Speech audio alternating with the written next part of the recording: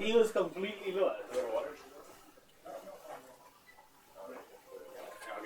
Are we ready? Yeah, it's still getting Keisha. So sorry.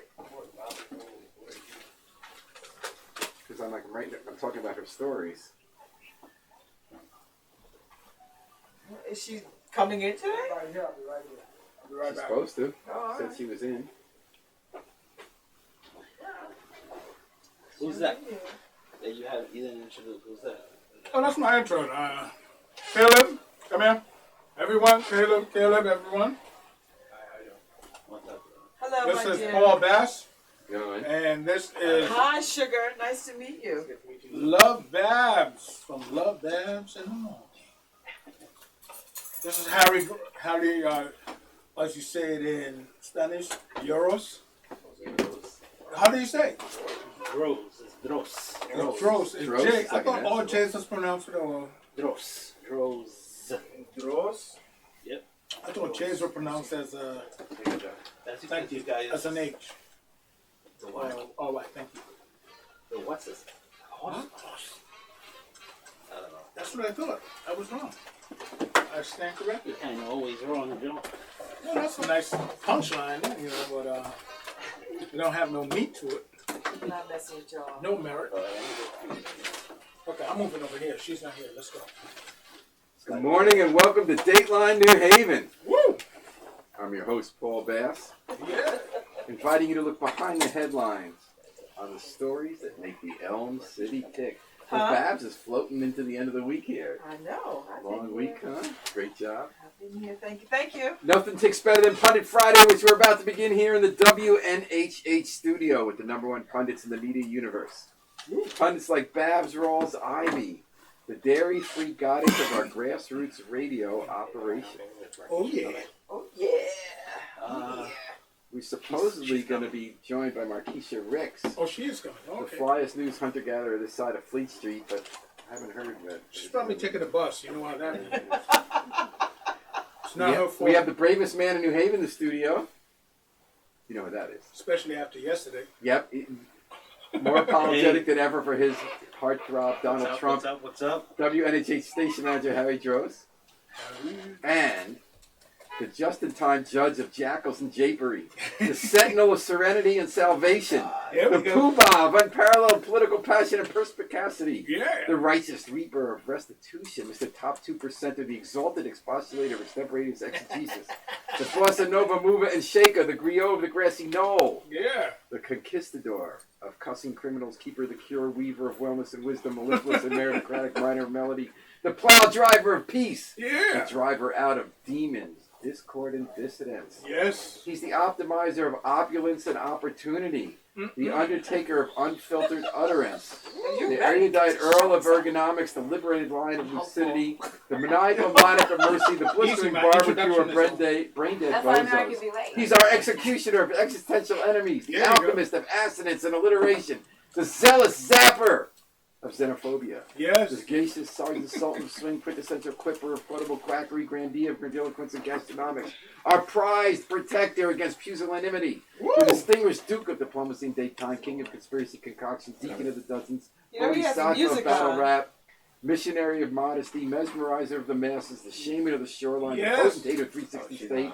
the recognized ringleader of risque repartee, the eighth wonder of the world, Yeah. wizard of wise guy waggery, capo of casual conversation, first name in flame, Yes, the sir. daring don of dope deliberation, sultan of spit, West Indian whisperer of wonk, the emperor of explosive exposition, esteemed elucidator of ebonics, top tier talent from Trinidad Yes, and Tobago, sir. the daptone deliverer of decency, maximum medium maestro, bodacious bold-faced barista of pop, chess master of chill, primo practitioner of pop prestidigitation, Yeah. just somewhat honorable high priest of hip-hop, right reverend of rapture, reigning raconteur of riffitude, sanctified slayer of the slow-witted, never late for supper, decorated, dazzling, and indefatigable dunker and drive the dinner dishes, maximum misologist, Yes. Joe Ugly Yes, sir. of the Joe Ugly Show in the morning. Woo! The man with many titles. Welcome, everyone. Woo! Pundit Friday. Yes, Markeisha Ricks is here. Good morning, Markeisha. Hello. Thanks for stopping by. Well, folks, stopping by. we had to get started at some point, Marquisa. I can stop by some other places. If you, No, but you know, you Well, the thing is, she knew that there was a 20-minute introduction I got of like- Joe. I like no. That 5 20-minute minutes introduction is easy. needed for people who are running late. including yourself, Yes. because you like to run late. We could start your intro and then you get here. But I get here before the beginning. In addition to Family Squabbles, we are going to talk about some news here on Pundit Fridays, including this was the end of this hot year. It was the end of their regular session at the state legislature. Mm-hmm. They went up. They are going to have a special session coming up about the budget, which is the elephant in the room this year, $5.1 billion budget deficit they have to raise over the next 2 years. But there was that race to the midnight clock, Wednesday into Thursday, where bills people have been working on all spring and half of the winter to try to make things better in New Haven or change things, live or die by if they get voted on by the stroke of midnight. And Marquisa Ricks was there watching the legislators rush around. How did that go, Marquisa? A lot of bills died. How did New Haven make out? Anything we care about make it through? We got the biggest thing we got was the last minute deal on Union Station, which was a part of the legislative process, and then it wasn't because it got amended out. And we also got the vacant parcels of land from the state. Let's roll up and tell people what that's about. The city has been fighting with the State Department of Transportation for months about the future of the train station, Union Station. The city feels like that's the gateway to the city. They've done a good job making it a great place after it was about to be closed down by the state a few decades ago. The city manages it, the state owns it. The state said, look, your building's set garage, you want to have stores there, new urbanism tied to the neighborhood bus depot. We want stores on the first floor of the train station, in the garage.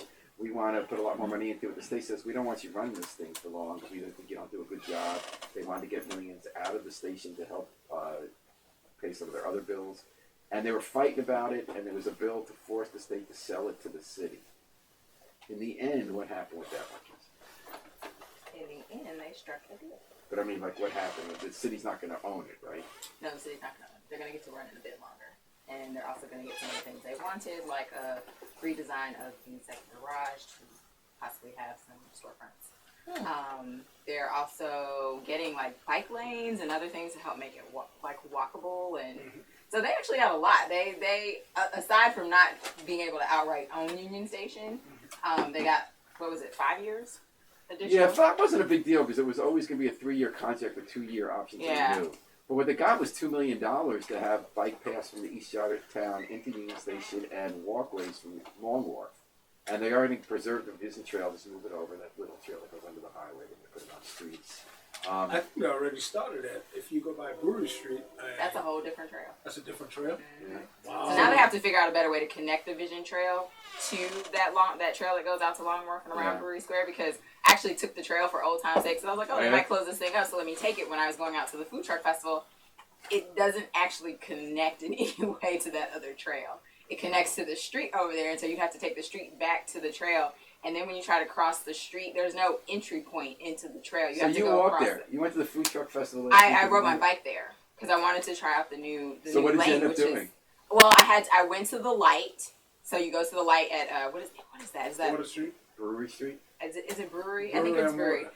And so there's that light right there at the corner where the post office is and the edge of IKEA's parking Sergeant lot. Drive. There's no entry point. Like if you can't just go straight across because the cars have to turn either way. Right. But there's nothing that tells bikes, hey, there's this trail over here. Right. And you have to you're crossing the sidewalk. It's a little, it's awkward. So Well, here's the deal. I like the trail though. It's really nice. Do you think people are ever going to be able to walk on that side of town? This does make it so I noticed people actually walking on the bike trail when they were coming back instead of walking on the nice sidewalk And that's they are next doing to that the on bike Long trail. Wharf because they really And I don't want want to run anybody over my bike, which They is always want a New big complaint Haven to from be walking pedestrians. and biking by the water. Absolutely. They have that whole park by the harbor. They It's want it really to be nice. nice. You went to a food truck festival, dragon races there last Saturday. They really want to make that part of New Haven and vibrant again. So this train station deal is going to help a little bit connect that to the race station because there are some barriers there with the highway and the train tracks. What are you saying, Joe? The question I have is on the train station. I just saw a report just this morning that Metro North, I hope they're going to have safe parking lots because they have the highest in the nation for auto theft at the train station. Now, they also have the highest ridership, right? Or that's Amtrak, I guess. Amtrak it is. But So Metro people North, go there and steal cars? apparently they're car shopping at the Wow. Metro North stops between Well, what the New police- Haven to What Fairfield. What the police are saying is that mostly the reason is that people actually leave their cars on and run in. So Well, it's Remember, That's though, what the they state's design, they were going to make it easier to do that, right? They were going to make it so you could just drive up to the platform, essentially, and leave your car and get on without going through the train station. So if you have to have that pause where I need to go buy some coffee, maybe you'll take the time to lock your car and then go to the train. But you know, with these new cars, you know, it's easy to leave them on. I've done it before with my car. I mean, they run so quiet these days, especially if you get one of the battery. You don't even feel like they're on. Now, let me ask you this. I feel bad for his car stolen and things like Right. car stolen, but do you feel a little less sympathy when people have left the engine running? with the No, key in there? absolutely not. It's still their car. It's not the smartest thing to do. No, you don't want to Still steal People are it. distracted, though, right? Exactly. They're pretty distracted. If you get out of these new cars today, I'm telling you, you would think you'd turn it off, but it's still running. It's so quiet. If you did you move around 2 or 3 times in the car before you step out, you forget you didn't turn the thing because they're all push button. It's not like turning the key and taking it out of the ignition. The push button, you walk out thinking you got the keys on you. And there's no signal or anything. Because Exactly. your car is still it's running. still on. Exactly. That's what it's needed in it. You know, so something that says ding ding ding to let you know it's still running. Nothing. So, Marquisha, what was it like up at the Capitol when I was running those a few hours? I was pretty frenzied, particularly in the last couple of hours as the session was closing out before midnight. And in the Senate in particular, so at about 10:30 or so, it almost turns into an auction. The clerk is reading the bill, and then all of a sudden he goes blah blah blah blah blah blah blah, and then Nancy Wyman is like gabbling before he's finished talking. Like that's how fast they're going, which is actually a little scary. Yeah, it is. You're 'Cause, like, you know, did they're you making really- decisions on what. You're like, And what wait till did- next session. So in the special session, they have something called an implementer, a document that's thousands of pages when they pass the budget. That's when they sneak in all these little bills that have nothing to do with money that didn't make it in the session. And they say that most of the legislators have never read it. So after we've spent months and months having public hearings where thousands of people go up to the Capitol, we're for this, we're not for this, here's the expert tax money. After we had this race that Marquisha covered for the Independent this week up till midnight to get certain bills passed, then Stuff Live or Dies based in the back room with the heads of each party and the governor decided, so we'll let you get in this if you give us, the $10 million for this in our town. We'll let you put in your naming this highway or money for that canal or not. And nobody even knows that they're voting. Nobody knows it happens, and it's this very untrue. State Senator Kennedy on the Shoreline's trying to change about the implementers and how much time each police have to read it. Even if the public's got to know, at least maybe the legislature. So I'm wondering about Marquisha. You're sitting there. Do you even know what's happening at the end? Because I wouldn't. It's like, so the conveyance bill, the bill that gave us the parcels of land that we wanted and that Union Station was originally Those were in. stand-on lots. 15 lots in town the state had blighted, and we couldn't control them. Now we're going to get them. Exactly. And that came up at about 10:34.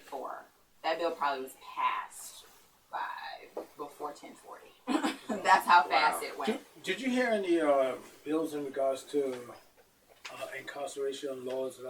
So a lot Because of those are them the ones that get snuck in when they're rushing through like that. And then next thing you know, the urban community is whacked.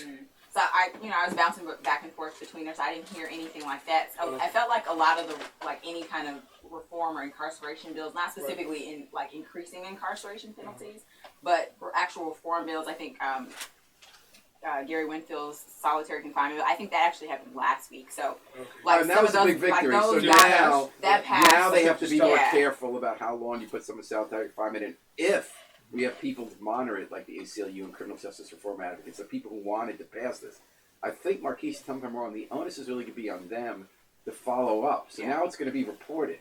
So will there be people spending the time reading the reports to see if people get locked up too long? Exactly, and what they really want is you to post that on a website where people can easily access that information. So it'll be important to make sure that happens. So if I'm sitting there for 7 months in the hole, I got to be hoping somebody's looking at the web.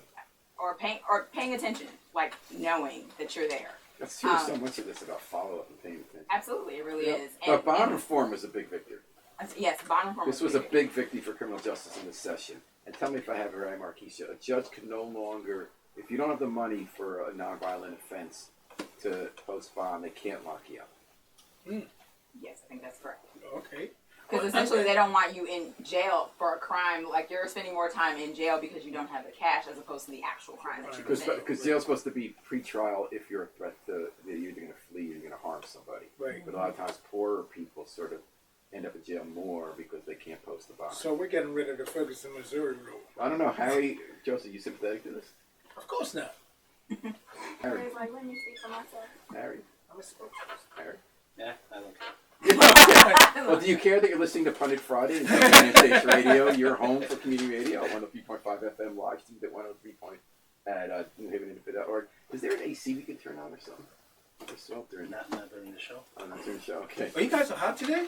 Because I'm No, like really cool over Well, here. you're from Trinidad and Tobago. No. You're the West Sitting Indian in breezy monster, around. right? I'm a transplant 40-something years removed. Are you kidding me? Like You any can't come- tolerance I had is gone. Yeah, I So can't anyway- even use that anymore. So, Marquise Ricks, there's still some unanswered questions. For instance, because the budget's going to come up and deal with matters of how much money we take in, how much we spend, it's still on the table that we might legalize marijuana, though it doesn't look likely, right, for that money. And it's still on the table that we can institute tolls on highways coming in and out of the state, correct? Yes, all of that's still like possible. How likely? Not sure. Bring back the tools. Now, you know, a big question for New Haven. So Marquise just had another late night where New Haven was passing its own city budget for the year. And like other cities and towns across the state, New Haven had a guess. We don't know how much money they were going to get from the state. We start out the season with the word from the governor and legislative leaders that we'll get a $31 million increase in aid. So the Harbor administration put together a budget based on that. Then these deficits happening, aid was getting cut, so then we're told, well, you got to count on less, so they cut $13 million out of it. Then they had to pass it this week. So they passed it with another cut, and they went down in what was originally increased, and they ended up, and there's no tax increase, by the way, but they ended up with a $539 million city budget. But Marquise, do people believe that the budget they were passing is actually what's going to end up being the budget in reality, given the uncertainty of the state? I think they're anticipating that there will be more cuts. More cuts, Whoa. not a tax increase, because it's... No, nobody's going to use the tax increase phrase. At least not until they absolutely have to, if they do. But I've not heard anybody talk about tax increase. So they're going to cut even more. I think they try to cut before they try to Wow. raise taxes. Wow. Or they have to, like, what they're expecting is less money from the state, which means, so out of all of that, right, so when they cut the additional from our spending side of the budget, they had to conversely, like, cut the revenue side. So what they cut is the expectation of what they were going to get even further from the state. So they'll just keep cutting that number, but of course you have to take that spending from somewhere. Right. And they've done a lot. The budget director, Joe Clerkin, has done a lot to find additional monies in vacancies and They're not places that looking they're in the not right gonna fill. places. Where do you think they should look, Joe Ugly? Well, you know, they need bike registration fees. Joe wants the tax hikes. If you're not watching on Facebook Live, Marquise is throwing her handkerchief at Joe Ugly. Here on Pundit Flag Friday. on the play. Well, you know, everyone's crying. There's not enough money. Poor mouth these days. There's I got a one. lockbox. There's one family from New Haven that has nothing to complain about on the financial front. What family is that? That And ain't my family. we found out such an amazing financial transaction this week in New Haven that makes us think that one of the greediest right-wing families in the history of New Haven, we've learned once again how they made out with a sweeter deal than anyone we've ever heard of. Whoa. Ready? Yeah. How many of you would like to bid in on this deal? So this week, the New Haven Register was bought Oh by God. a chain yes. called the Hearst family. The Hearst chain. Oh. They own the Connecticut Post, all the dailies in Danbury, Bridgeport, Stamford. They now own the New Haven Register, right? As well as their other property. They paid, this hadn't been reported anywhere but the Independent, they paid in the neighborhood of $32 million, okay? $32 million was not just for the Register. It was for the Middletown Press. It was for Torrington Register Citizen, for Connecticut Magazine, Oh. and for 8 weekly newspapers. They're all part of one group. Hearst paid $32 million, in the neighborhood of $32 million. That's 3.5 times multiple net earnings for that paper. Okay? But is it because circulation is down or readership is down? Print papers go for less than they do everywhere else. Right. Let me compare that to the first time the New Haven Register was sold. Okay. In 1986, the New Haven Register was owned by a family called the Jackson family. They had owned it since the time of the Civil War, when they were on the side of the South in slavery. Oh, they were. And they continued. They switched from Democrat to Republican when racists became Republican. So they became a right-wing paper that, didn't cover the black community. No black weddings were ever in the paper. They didn't print views they didn't agree with in the letters or opinions. They wouldn't cover demonstrations by activists. They were a real kind of hardcore right-wing paper. But in 1986, the family decided to sell because daily newspapers are being sold. They sold just the Register, and the Register put out 2 papers a day. One was for the Journal Courier, and the other was the Register. And I worked in Virginia College. It was one newsroom she had a desk. They sold just those papers in 1986 for around $200 million in 1986 dollars. Now, Joe, you know better than Litter Babs or Marquise or Harry. I would guess that's worth around $400 million, right? Right. So that means that this week, not just the Register, but all these other papers, including the Registers, went for $32 million. For what the Register itself once ran for around what would be now today around $400 million, let's say. And that's less than 1/10. 90% of the value, more than 90% of the value has gone down. Now, at that time in '86, for a few years, daily newspapers were selling for ridiculous amounts of money because they had monopolies in their cities, and you had to go to them to buy ads and read. So these big companies came in, bought all these papers, and the Register's one was first fueled by junk bonds. These chains kept cutting all the news, and they used to have 140 reporters and editors. It's down to about 40 now. They closed that other daily. They kept cutting, and they kept still having to be worth less and less. And the Jacksons made out because they weren't the only ones. The family that owned the Globe sold the New York Times for this huge price, but then the Times we sold it for much less. There was this moment when people didn't see the internet coming and all this other stuff. And because they were owned by chains, I would argue, we didn't care about the communities. They invested less in the reporting, and the paid people in those towns had less reason to buy the paper, and they had to find alternatives. But boy, the Jacksons, can you imagine that family got $200 million and walked away with something that eventually was going to be lose 90% of its value? Well, that didn't make them happy. They had all these family fights and lawsuits over who had what money, and I'm sure they had high shrink bills, so it's not like I wanted to be in their shoes. But it's amazing to see how that happened. Well, it's like buying stocks in a company.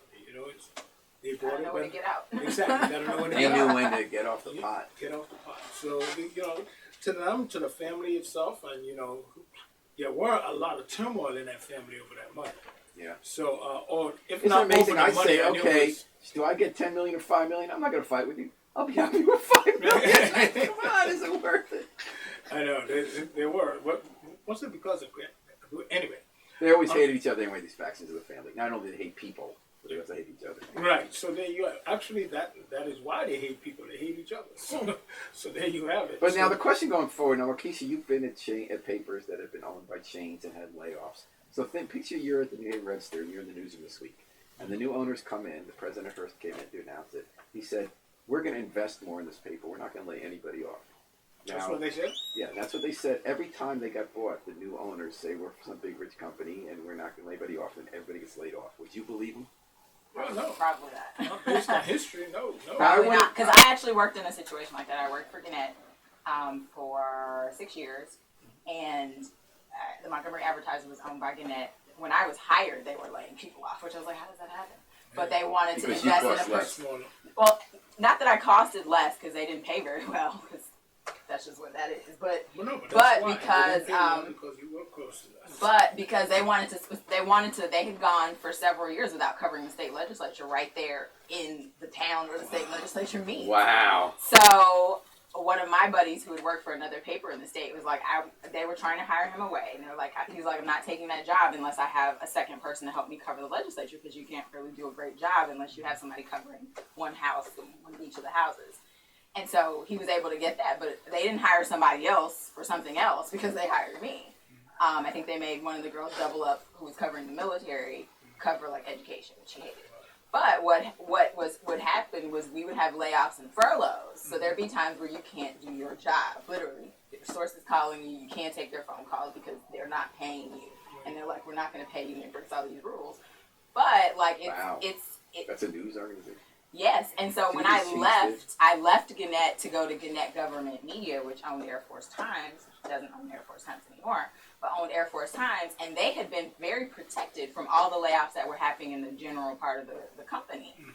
And I kid you not, 3 years later, where they'd gone from, it's like, they were weekly, so we put the papers to bed, all the Times papers to bed, on a Thursday schedule, so it was like election night every night. Like everybody's in the office, so they would order in food for everybody because you couldn't leave because you had to just work through the night essentially. Gradually, that type of spending stopped, and all of the perks and the things of working there stopped. And then here comes, and I saw this one woman who was maybe the CFO at the time, who, when she came into the building, I knew what was about to happen, even if nobody else, because she had walked through my building the very same way when I was at the advertiser, and she was like the Grim Reaper. And you saw her, it was a wrap. Find you a new job. Like, I can't unsee her. I can't unsee her. No, I was terrible, because when they brought her by my desk and they were like, "This is," I was like, "Yeah, I know who she is." I remember saying that, and everything got real cool, and she and everybody else walked off. I was like, because she knew I knew who she was. Right. She was the Grim Reaper. Well, you know, with these companies. And what did they do?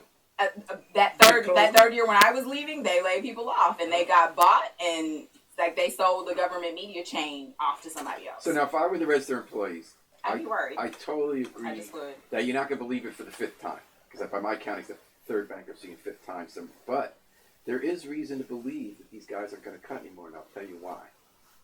Is it a Trump vote? Because No. there's nothing left. Hearst Media owns all the dailies south of New Haven in the state. They own Bridgeport, they have Stamford, they have Greenwich, they have Danbury, they have Norwalk. They have a kick-butt capital team led by Ken Dixon, great reporting. They want to beat the Hartford Courant and the Tribune that owns the Hartford Courant, which control the top of the state. Everyone thinks they have to go for state news. Actually, I think Connecticut, Mirror, and Connecticut News don't get the best news coverage, but they're not for-profit print dailies, right? They're news sites. So it's like generals mapping out strategy. If you look at a map, and we printed Matt DiRienzo's map in the Independent story, where you look at, there's now territory, all the whole south and west parts of the state, this completely controlled monopoly state news coverage and ambitious news coverage by that Hearst chain now. And the Current has the north, and then there's a gray area where they're competing in some areas. So if they completely disinvest, they won't succeed, because a hedge fund owned the Register until this week. The strategy of a hedge fund is when you buy a troubled company, you strip it of assets, you pay less and less and lay people off, so that you can resell it for more. Whereas Hearst has a different strategy because they are a media company, right? So media companies like Gannett will still always cut. They'll buy stuff saying that, and Hearst will do this in non-editorial parts. Like they already fired the publisher of the Register this week. They fired the ad people because they say we can do that work with the same type of people, or not even bumped out for a broader area. But you can't do the same, and they can cut some like what the Register does that might duplicate in reporting like the Capitol. But they can't cut coverage of Hamden or Cheshire, and the Register's had to cut so much of that. They claimed to me, I've talked to the president, we'll see if it's true, I worked with this guy before, he said that we're going to bump up 10 positions, we're actually going to add editorial positions at a time when half the news jobs in America have been cut at legacy publications since 1990. We're going to add 10 jobs because, in fact, people are buying the Register in towns around here, and we don't cover the towns. We're going to have half a reporter, a reporter. We actually can't succeed with our business model unless we ramp it up.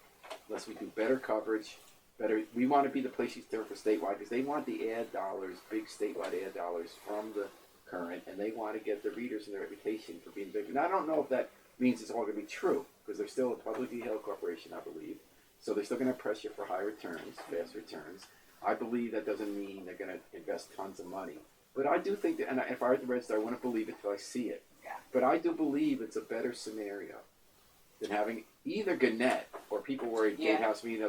They're actually, because I don't know what you guys think. I actually think the Connecticut Post is a good newspaper. I don't know what you guys think.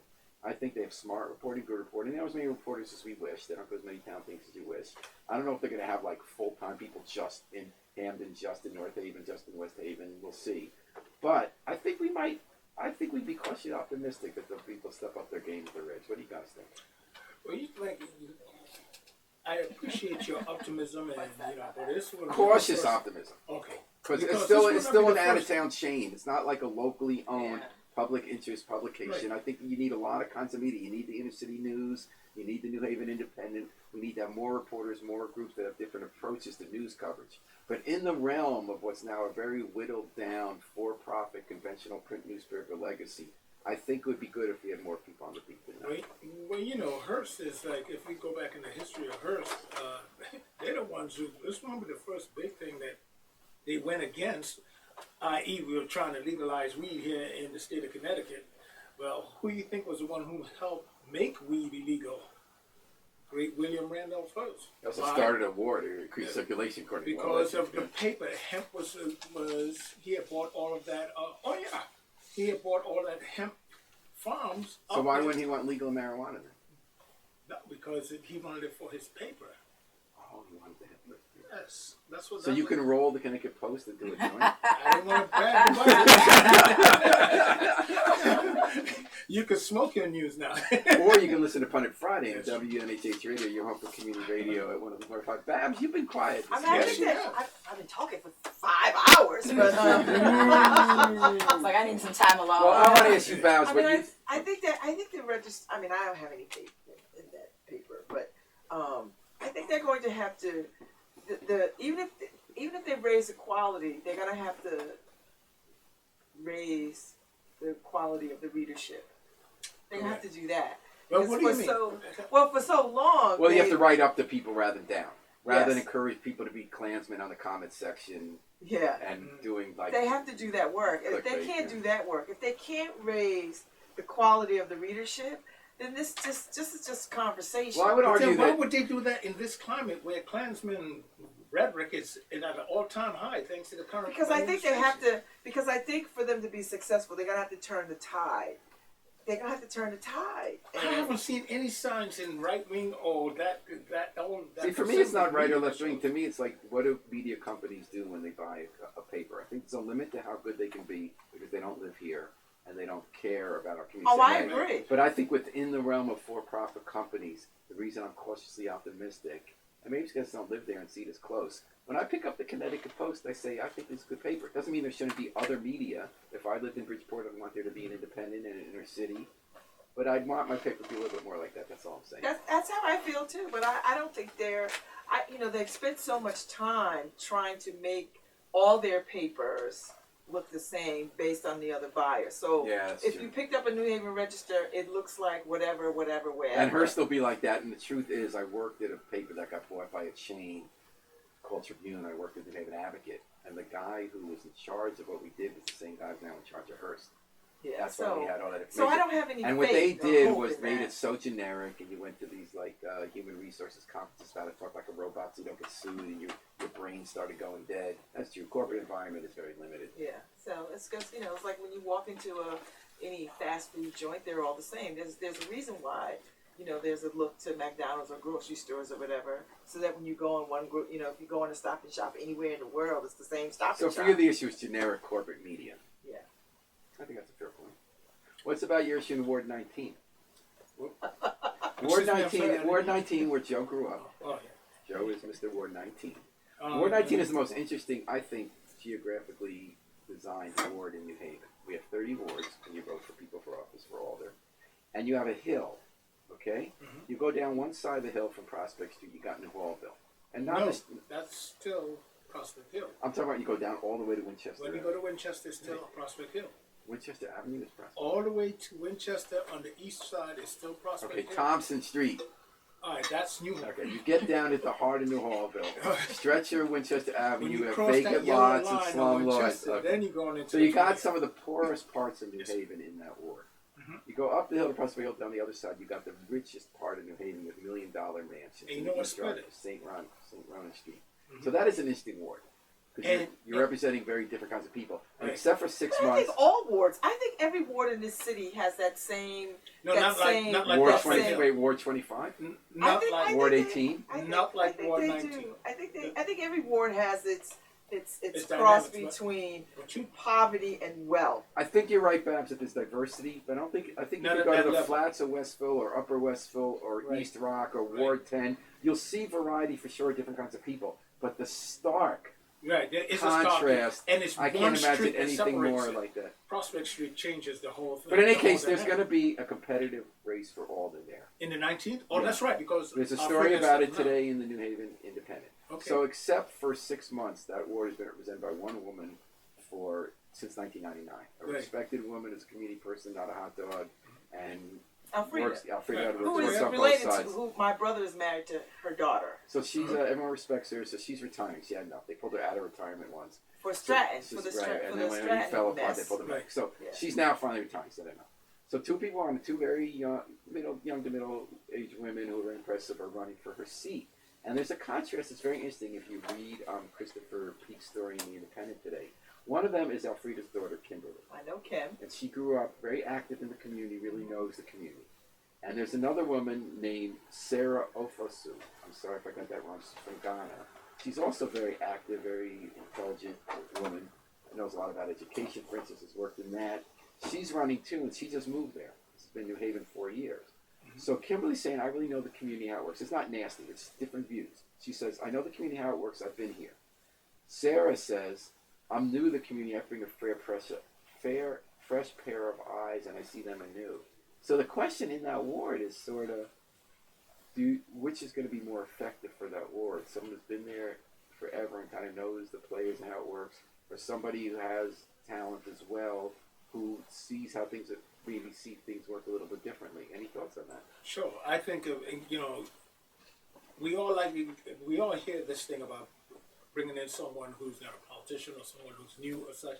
The person who's coming in, to the individual who is new to the, if they have an understanding of the ward and not just someone new and bringing in fresh eyes, you should have an understanding of the social issues that goes on in the You got to know because what Sheffield Avenue is. you should know Sheffield, and the fact that you're looking at the different, such stark difference between the residents in that one ward.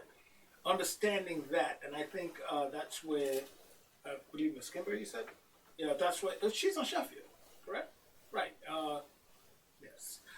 You know what's interesting too is like, what do you think she an has alder enough is? history. Because there's a competitive race in Ward 7, for instance. Like, alders have two kinds of jobs. One is constituent service, which is very important. Right. You know your alder, they're 30 and 10, you get to meet him. If you have problems with needing a job or something with an agency or trash that's not getting picked up, police presence, you contact them. The other thing is you're responsible for being the legislative branch to check on the executive for crafting citywide policy. Right. So look at Ward 7. You have Abby Roth is trying to win her job back, running against Alberta Witherspoon, right? So there you have the contrast in another way. So Abby has lived there on and off. She was an alder. She cared a lot about constituent service. She would make calls, but she doesn't know the whole ward. But she was great on citywide issues. She really was the first one leading pressing about government reform on policing, because she worked Department of Justice. She worked on a citywide smoking ban. Then Alberta Witherspoon is elderly, has lived for a long time in the tower, at McQueenie Tower. Mm-hmm. And a lot of the board lives there, doesn't know Abby Ross. So when a big developer was going to build a project right across the street, she's the one who wanted to get him in to meet the hundreds of people who live on her building who are more working class or on assistance. And she's more at the grassroots. So what do you want more, for when It has to be a balance. I think communities have to decide what they want. I mean, because I think neighbors want different things, and you have to sort of play to whatever they And want. also different people are different. Some people might have a capacity both to know people and press the big issue. Other people just have different interests, right? I mean, that's always the challenge when you, particularly in this city with this. That's in with any this, office when you think about with it. this ward, but New Haven is a little different only because it's got this ward dynamic. Right. And there's 30 wards, right? Yeah, that's great. I mean, somebody should say ward reform, but Well, that got You shut just said it down, now. and when the United Hearing majority did the change in the charter, a lot of people said let's have fewer alders because they'll have more power if they have a bigger area and there are fewer of them that can't be picked off for a sidewalk and a citywide issue. Other people felt we like having smaller wards because that's the ultimate grassroots democracy. You get to know your alder, which brings us back to this question of what makes an alder legitimate. And like when something gets tough and there's a crisis, you got to turn to a legitimate representation neighbor. People really tapped in. There is no substitute for someone like Alfreda. Alfreda really knows people and has had the conversations with them for 20, 30 years. And she's played She knows both who. sides of the world. She Not knows played, but she whom. If there's going to be a understands both sides. problem, she knows whom to call in the city, and she knows who in the ward does what, who might care about it, who's dealt with this before. I don't know if you could ever substitute for that. Here's the deal. But a smart Selfish person motive. sometimes finds the new people moving in who the old people might not know, and they can deal with them. Selfish motives. I lived on one side of the ward, on the New Hallville side of the ward, and I might end up on the other side of the ward. Now that you're top 2%. Here we go. Here goes this guy.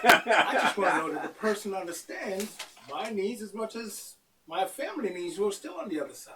And then the question is, if you understand them, what can you do with it? So some view of a lot of alders is it's a volunteer job. It's hard to get people to run it. I went to city clerk. A lot of wards don't even have people filing yet. And then Because they it's don't a want to run? Yeah, it's a lot of time. You remember? I know! You really get paid for it. You get it done. But Every time I think about that, I'm So like, some what? people- They don't order this so some people feel like They get a little money like for like, $3,000 a year. yeah. How much? Like 3,000 a year? It's like under 7 cents an hour or something. yeah, Like that. something But so like some people might want to because you get power or you feel you get influence, get people a job. Other people feel like I can make a real difference. This is the ultimate in like citizen government. We believe. I in do that. believe that. I do believe public service is the ultimate in commitment to community. Right. But it is grueling, and I think people think, and for the amount of power that you get, it is time consuming. I would never. I'm selfish. I would never spend that many hours a week sitting at long, boring meetings. But you do it Well, anyway. listen, That's I what think you're you do pointing it. out. But that's fun. I get to run around, smoke And you people can leave. out. Yeah.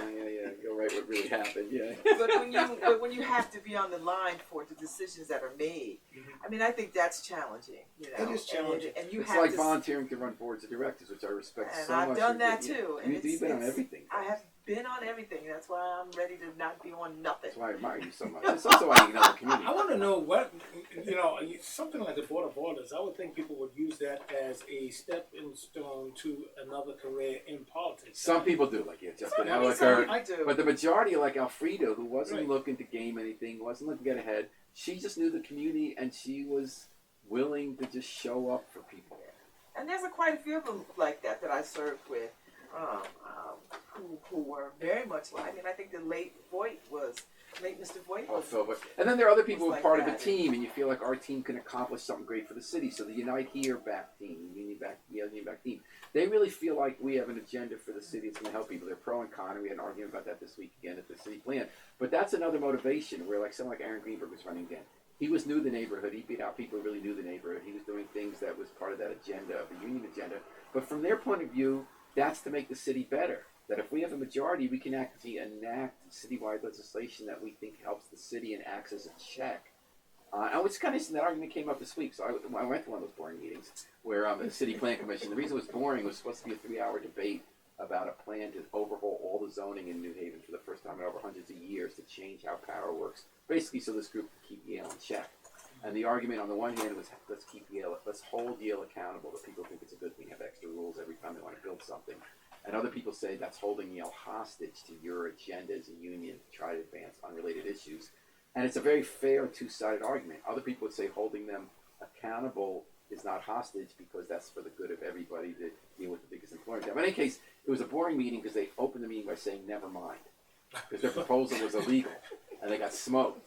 So they said we can't go forward with this illegal proposal. But then for the next 2.5 hours, people read long speeches about why they hated it because they had already, Yale had paid its lawyer to give the speech and all these people showed up. I love New Haven's commitment to being on the record. Yeah. They're So like, they I don't spent care if this hours. is over. I want you to know that I came here prepared. Because Alder Jessica Holmes was the person presenting this whole plan, said, never mind, we're getting rid of it. We're going to keep two parts we'll agree on, Right, so I'm gonna talk about which is to have some kind of new zoning rule for university development since it's the biggest developer in town, adding 1 million square feet of Well, at the development. end of the day, for me, and this was the ruling. This is how I legislated when I was a legislator, and this is how I served. That is always for me shared destiny. You could be on one side or the other, but it is a shared destiny. This city, and one can't survive without the other. If New Haven fails, Yale fails. If Yale fails, New Haven fails. And everybody else that's part of this cast of characters, they have their part to play, and everybody. So you either want to see the city thrive and do well, or you don't. But then we can It's shared differ destiny. in what that Disagree on means. what So that people who want these zoning changes say, we want, when Yale's building, to have not just Yale thrive, but we want to have jobs that are close to us, be able to walk to our work, be able to have mass transit, to have decent wages. So that's what makes us all thrive together. And then business community and Yale people say, what makes us thrive is that Yale become the best kind of university it can be, and that trickles down to jobs for people, and we recognize that's in our interest. You don't have to put all these rules for us. So I think it's a fair, honest argument on both sides. I think so too. I think where they should have a great, fair, and honest argument is about public transportation. I think you're right. Because And I they think are. there's a shared destiny on that. And they have a working group on transportation. Because listen, when Yale decided to invest in housing for home ownership, they made that was a conscious decision. And when they opened it up, Glory day. because they opened it up because they realized if they wanted to attract people to this city, or if they wanted the folks that work for them to live in these communities, that they had to do their part to support that.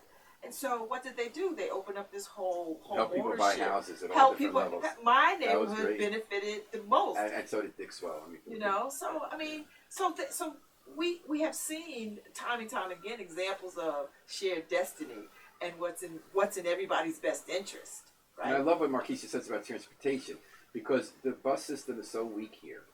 And unlike, let's say, Cornell, that just pays the public bus system to let all their people ride so they can support it and be thorough for the whole city, Yale has a privatized system where they have very good bus service where people connect with Yale and everybody else gets screwed. Like last night we had this meeting about Yale. I needed the bus home, and then only the major bus line, all the other bus lines shut down. The major bus line comes only once an hour at like 9:15 at night, which is ridiculous. But if you're going to some Yale place, you get it in 5 minutes everywhere all night. And they don't extend it to the west side of town where a lot of people would settle for jobs and the city would thrive if you had better. I tell you what would be a bold ass move if Yale said, you know what, we're gonna expand this bus service, we're gonna make it do whatever, and that will force the Connecticut Transit people to sort of look at that. No, they'd say, fine, we don't spend any money on buses, we never cared about it, you people don't vote anyway, let Yale do it. Then how? But would right, so the Connecticut- two options. But how would Connecticut Transit survive? They don't care if Then they they would. survive. But then they would shut themselves out of. They would shutter themselves if they take that approach. So Babs, the question is, Yale could do one of two right things, neither of us are doing now. Expand their service to the whole west side so that you have good transportation, or support public transit. Yeah. Rather than privatizing it just for their people and do it what Cornell does in Ithaca, where you say our people will ride the bus and we'll pay for it so you can afford to have regular service more. Yeah. And who makes that? Who and what leadership is required to make that happen? Like, where do you take this story? Where do you take this? Whose lap do you put this? Do you put it right in the lap of the president? Well, that's why some people say that the labor majority on the Board of Aldermen is misunderstood. They say we're taking that. And they had this fight last year about holding up a biology tower, and there were good criticisms about why they did it and how. But one issue they did press was this issue, transportation. They say you're not getting permission until you have a plan for how you improve transportation and parking for the whole city. Because, this city is small enough and cosmopolitan enough that if you overlay some serious transportation, that this would not only be the greatest city in America, it would become one of the greatest cities in And the we're world. not the greatest city in America. We are. Especially Smart if on city September transportation. 16th, for the final time in public, what if New Haven were the place where for the last time in America, in public, on September 16th, people start hearing RESPECT from the woman who made those letters famous 50 years ago this month. And speaking about the president, Wait, what? How did this about We the had a president? whole show. No, that's DISREPECT. Trump isn't under investigation. Comey is the leaker-in-chief. Wait, who's Comey? Who's Hillary Trump the president? is guilty. Who are these people you speak of, Harry? Lordy, Everything we So, folks. learned from Comey's testimony, I just wrapped it up. So does everyone else agree with me that we could put that to one side for this hour? So Nobody wants Aretha to Franklin talk about might it be coming, because- guys. The cat's out of the bag. I would love to see a So the city got permission from the Board of Aldermen this week to have a concert again at the Connecticut Tennis Stadium. When the state spent $18 million to build that stadium, they didn't want it to be just 1 or 2 weeks a year for a tennis tournament. They wanted to have concerts. So we did in Westville in the 1900s. Then it got shut down. Yeah. So now they're going to try one again, but they were secret about who they're trying to get. As the Independent reported yesterday, the people they're negotiating with to come would be the farewell tour concert of Aretha Franklin. oh, When it's at the tennis stadium in September 16th. It hasn't been nailed down. They're negotiating it. That sounds really cool. And then, are they gonna have other concerts? and then Comey gave his memos to his friend, and his friend leaked Comey's Lordy, memos. I hope there are tapes. I hope Aretha Franklin comes. I do too. I I'm love ready for Aretha Aretha Franklin. Franklin. Does she doesn't hit all the notes anymore, does she? I don't care. Really? All she got to do is what? All she and gotta I do hope is she just bring say, a fur yeah. And her purse. and a clutch bag. Because she ain't gonna leave her purse All right, so let's backstage. hope that they Aretha seal. Franklin. Let's hope they seal the deal. Yeah. Let's hope there's a company Good from luck. Brantford, the promoters, negotiating with Aretha. Let's hope they seal the deal and Aretha can I don't come see to why they New Haven. can't. It's not like she's busy. Well, she has to decide. If you look at her, the tour was ending in August. And let's Wait hope a the minute, she's Democrats not get like over 70. the fact She's that good. Trump won the election. She's in like 77 now. It's isn't over, she? Yeah, folks. she's Trump about got on the 77. investigation. Yeah, so it'd be nice to have the Queen of Soul in This is what happens when you take away their little tension toys from them. The Republicans. Fidget No, toys. I Joe. can't even entertain these people. They're just Fidget. so. It You know notice what? how they don't want to talk about Trump It anymore. messes with Now my that Comey intelligence. I'm like, I'm has too dirt all smart over to have him and these all over the conversations. Democrats. You see, that's the problem with Democrats. They always think they're too highbrow to handle I the am. conversation. No, I this am. is and this is why the poison sneaks in the well. No, You know what it is, Joe? I'm so tired of Trump. All I'm so Joe got to tired do of is show up. so tired of Comey. Anyone knows that this is the most embarrassing week a president has is. had It's in the just- in it's this just history of the country for ridiculous. 50 I don't years. know why you Do we guys even are wanna looking do at it in a this hot embarrassment studio? opposed to being informed. I And don't feel I'm gonna informed. look at I'm it. No, very informed now about Comey. no, and you how see, dirty he was. This is a nonsense that seep through into See our through what? society. Reality? Because Yeah, it's right. reality, Joe? Yeah, right. This See, seeps in see reality. This mess? I don't It's- do this. What about Aretha Franklin, folks? I like Aretha I Franklin. love Aretha. I like Aretha Franklin as well, as long as Comey makes sure that you keep talking Okay. about Trump. Well, thank you for joining us today on Dateline New Haven. Thanks to the best pundits in the universe. Show up, Joe. Babs Rawls Ivy, Yes. Markeisha Ricks, Yeah. Harry Droz, and took Joe my mic Ugly. off. And Norma Rodriguez Reyes is in Puerto In Rico. Puerto Rico. We love you, Norma, and we can't wait to see you safely return next week I'll and join tan. us again. Norma's illegally voting in Puerto She's Rico. over there. We're going to take it out of the Illegally voted. Afro-Semitic She's experience, not a resident. performing I Not Wish I a Knew How It resident. Felt to Be You can have, Free no, you don't. from the group CD, A Plea for Peace. Now, we know what it's like to be free. We just got to remember to book our flight. Book it and fly free with us all weekend Fidget long here at toys. WNHH, New Haven's home for community radio. Hey, right, all right. I had to keep Alright. myself entertained.